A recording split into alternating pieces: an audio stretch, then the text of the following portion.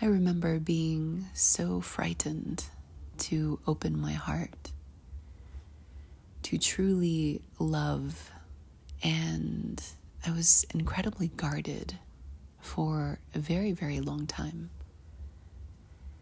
And as a result, I feared the experience of heartbreak because there was something about it that weighed so heavily on me. I was worried to unravel, to be cut down to my knees, to grieve so deeply and completely that I would lose myself in the pain and the sorrow. And as part of my spiritual awakening journey, and perhaps yours too, one of the things that I consciously had to work on was opening my heart. And what helped me actually was encountering a series of soul contracts. Twin flame experience is what catapulted me into the experience, where I was connecting with a part of my feeling centers that I didn't even know I had.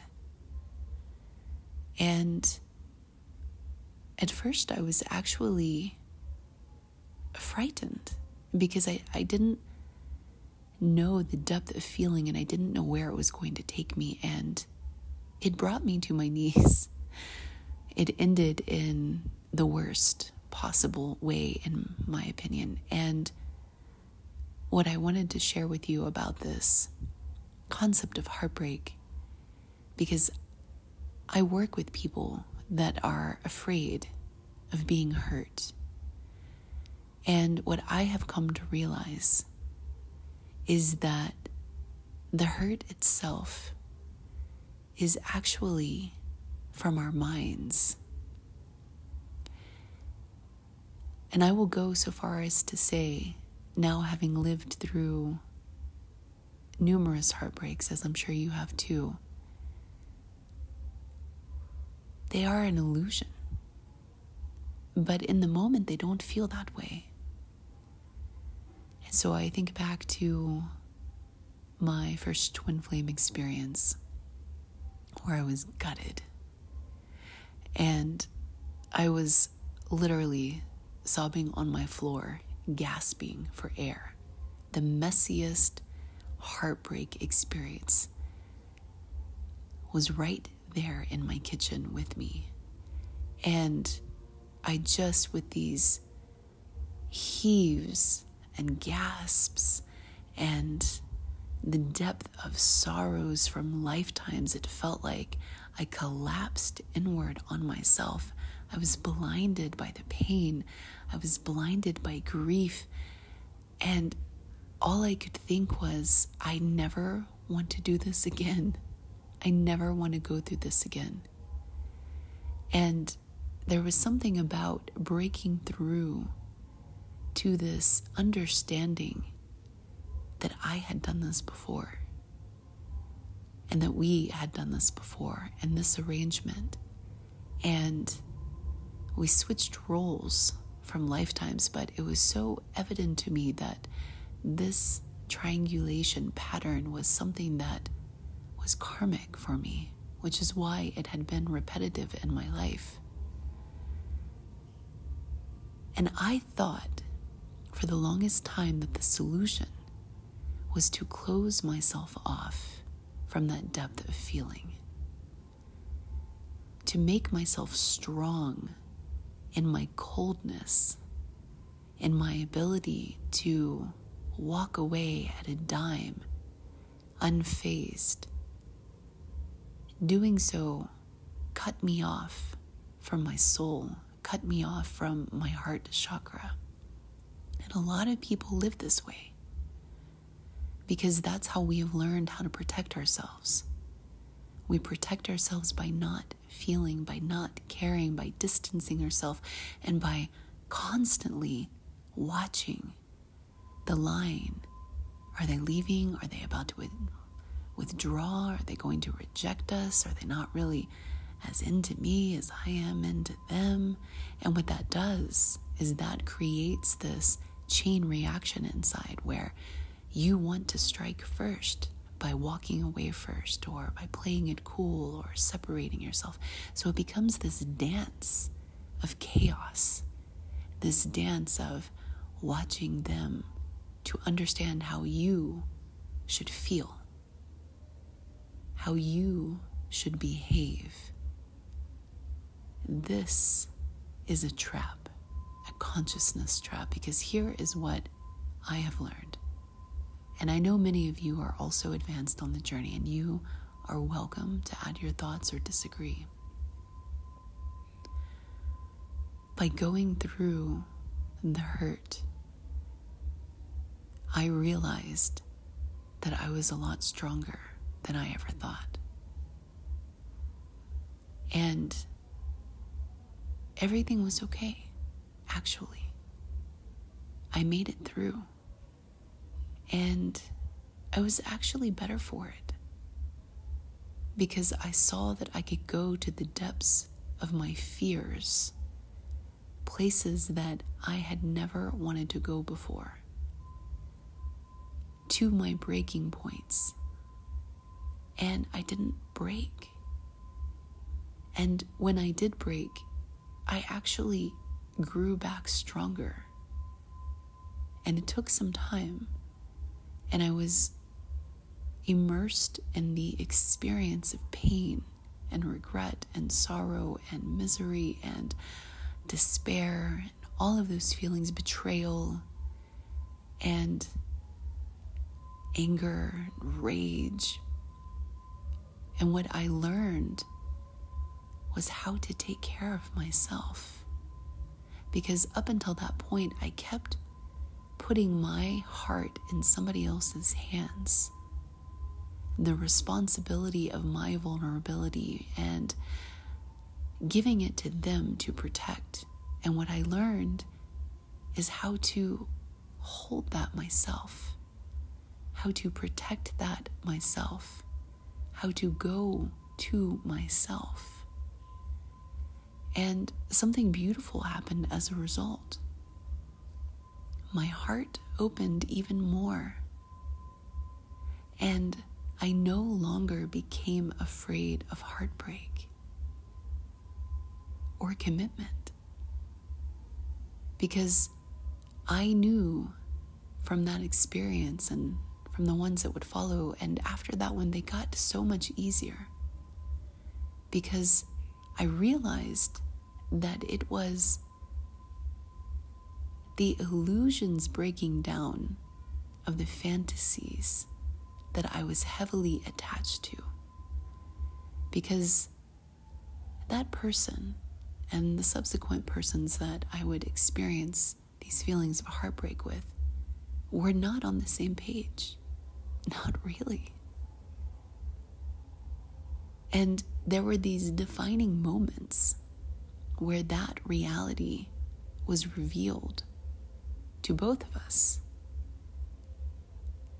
And it was the ripping away of the ideas and the desires and the plans and the fantasies. It was the ripping away of all of that which was giving me the pain. Because when you understand that somebody isn't ready or willing to join you in the capacity that you are reserving for them, you understand that it's not really about you, them. It's about choices and compatibility and priorities. And they wanted a different experience than what I wanted to build. They wanted to build a different experience, sometimes with somebody else. And who am I to take that to heart, that that is somehow a failure of me or them? It is actually an incompatibility. And so when you start to see the experience, the negative experience, the emotional weight of things that threatens to drag us into the abyss, when you start to see that it's a result of the attachment to the fantasy, to the dream, to the hopes, more than the reality. And when you start to accept that the reality is showing you that you're trying to force a round peg into a square hole, or vice versa, and however the cliche goes. And you start to see it differently, where it no longer attacks you in the same way, with some idea of your lovability or worthiness or whatever story that you have in your mind that hits at a self-concept wound deep down inside. You move through the experience with this higher level understanding and a detachment from the negative, but an increased vulnerability and an increased heart-centered approach, because you realize that you're okay either way. And there's beauty in that. It's almost effortless to open yourself up to somebody and to see, okay, is this a good fit? And to analyze it from, is this the right place at the right time for this connection that we are embarking on? Is it mutual? Is it reciprocal? What are the behavior patterns that are their default setting in their everyday life? How are they coming to the table to co-create? What are my default patterns? Are they compatible? And so you see things from this new lens when looking backwards at all of the heartbreaks that you used to fear, and realizing that the fears were a generation of your own mind. And keeping your heart closed was actually just contributing to the suffering, because it prevented you from having that which you deeply desired, which is that full expression of love and intimacy and connection and laughing and doing things and creating together and embracing the magic of the physical expression of the body and the union of the emotions, of the mind, of the spirit. We all fundamentally desire that connection. And so many of us are so frightened by not having it or by losing it that we never open ourselves up to it in the first place. Isn't that remarkable? So we actually keep ourselves at arm's distance from that which we deeply desire and deeply crave, under the pretense that we are protecting ourselves. When I believe that we should lean into it and realize that self-protection does not come through self-denial. Self-protection comes through this inner strength and knowing that you're okay either way, that you're always okay. And you will always be okay. And your power and your choice to stay present with the pain and to move through it is a you taking care of you decision. It is not somebody else's responsibility. to make sure that you are all right. And when you approach relationships with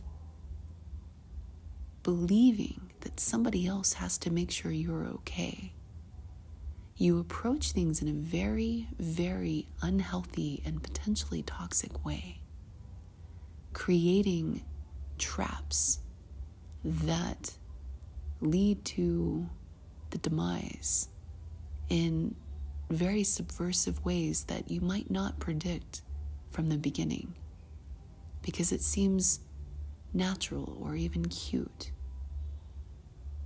to make sure that somebody else is protecting you. And then you're always fearing that person is pulling away, losing interest.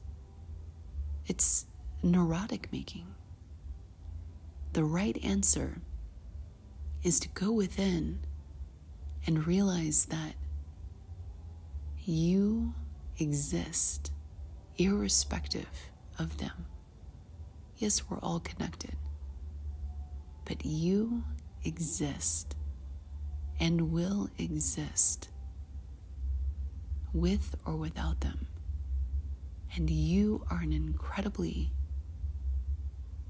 brilliant, heart-centered, evolved being that has the tools and the skills to take care of you no matter what, and to remember that all emotions are temporary.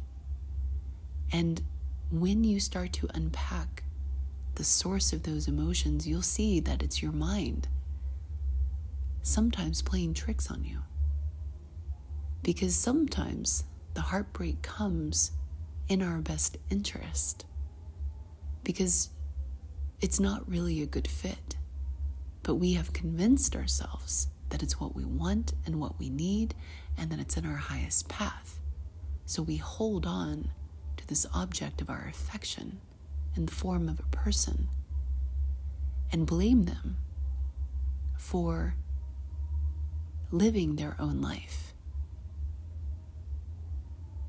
versus feeling centered in who we are and inviting somebody into our life to co-create with us from a position of authority and sovereignty, self-respect and self-love. It's a very, very different experience. And what you'll find is that when you move to that side of things, it gets a little more challenging to find qualified people who are able to meet you at the same playing field, who tend to their own internal garden, who are not afraid of opening their heart, and who are not afraid to love deeply, because they know that heartbreak is a temporary illusion.